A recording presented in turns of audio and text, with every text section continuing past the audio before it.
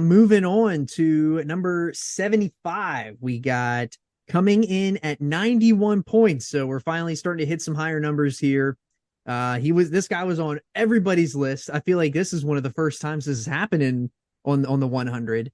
Yeah, he probably is. Is he the first guy that's gotten votes from all four of us? I'm pretty sure he's a guy. Yeah, he's the only one so far. It took us to 75. It took us 25 deep to get into Yeah. something that was on everybody's list. So this is a true entrant into the Podski 100. He comes in with 91 points. He was on Andretti's list at 84. He was on Mongooses list at 100. He was on JC's list at 63, and he was on my list at 66. And that is none other than Scotty Steiner, Big Papa Pump. And I love Big Papa Pump. So I don't remember because I'm a little bit of a younger guy. So I remember my introduction to the Big Bad Booty Daddy was whenever he came out.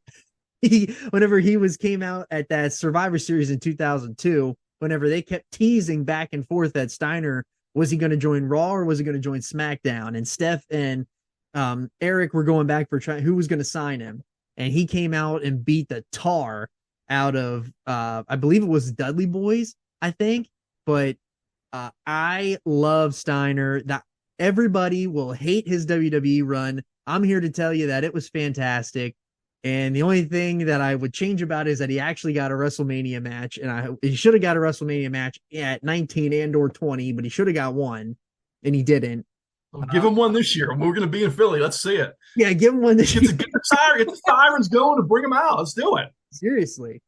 He is a Hall of Famer in the WWE/F. I mean, as a singles guy, I mean, him coming out, when you go back, you look at his WCW run, did some awesome stuff with NWO whenever he finally turned heel and became a big singles guy, broke away from his brother, Rick. He comes out with a freaking tiger in late WCW.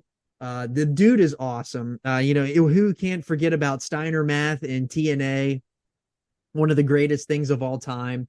And just, a lot of people hate on that Royal Rumble 2000 match with Triple H, but that build, everything that they did in the build to that match was grade A professional wrestling. It just sucks that they gave an absolute stinker of a match because it was such a great build with every little thing that they did with the pose down, the bench press competition, the arm wrestling match. Like, that shit is so good.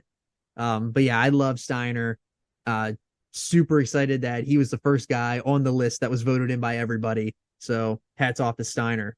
I mean, dude, this guy, man, this guy's so awesome. He's so awesome. You think I for a mean, professional wrestler, this is what you think. dude, he's so awesome. I mean, look, my, I've always liked the Steiner. They're probably in my top three favorite tag teams ever. But when you, it's just, I think part of that is just the goonery that goes on with these two jock meatheads that just beat everybody's ass, right? But the thing about him, dude, my favorite thing about Steiner is just the late stage WCW run when he's out there with the police sirens and he's the champ, and this dude is unhinged on the mic, dude. And going back and watching that like late stage WCW stuff, man. I mean, it's not great to watch it, but when you go back and see it, it's just amazingly beautiful to watch this guy on the mic.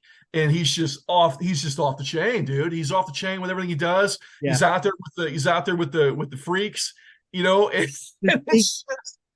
It's unbelievable. It's him with the freaking the chainmail on his head, and it's the whole presentation of him, and he's saying crazy stuff.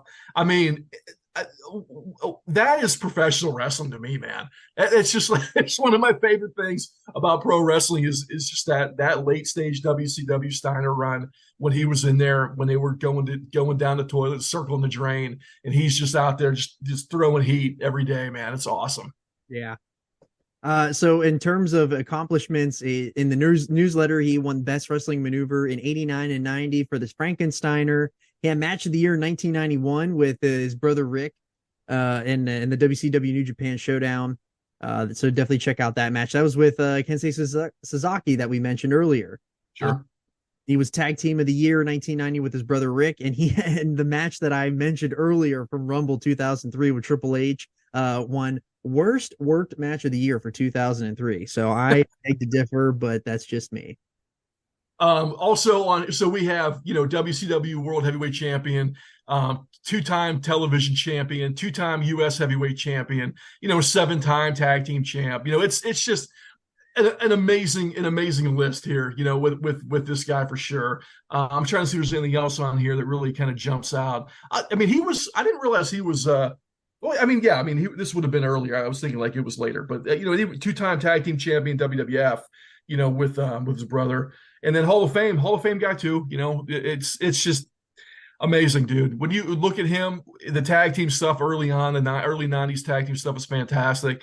The singles run, down the road where he's just an unleashed character, man. It's just amazing. I mean, no other word for it, man, other than it's just so much fun to watch. Yep. All right, coming in. Actually, you know what? I want to say one more thing about Steiner. If you're looking for a match, a singles match to go watch, Fall Brawl 2000, him and Goldberg is one to go check out. How can you have a list of the 100 greatest of all time and not have Scott Steiner on this thing, right?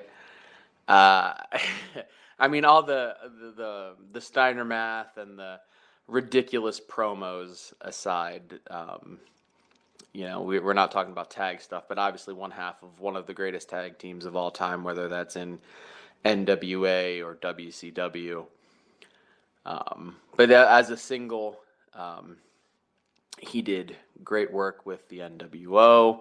Later, kind of fully evolved into a top guy, towards the end of WCW, had a WWE run, had a TNA run. And then his work, he's a big jacked up dude, but could still pull off a Frankensteiner, and that was the hottest of hot moves in its day. He's a Hall of Famer. He owned a Shoney's.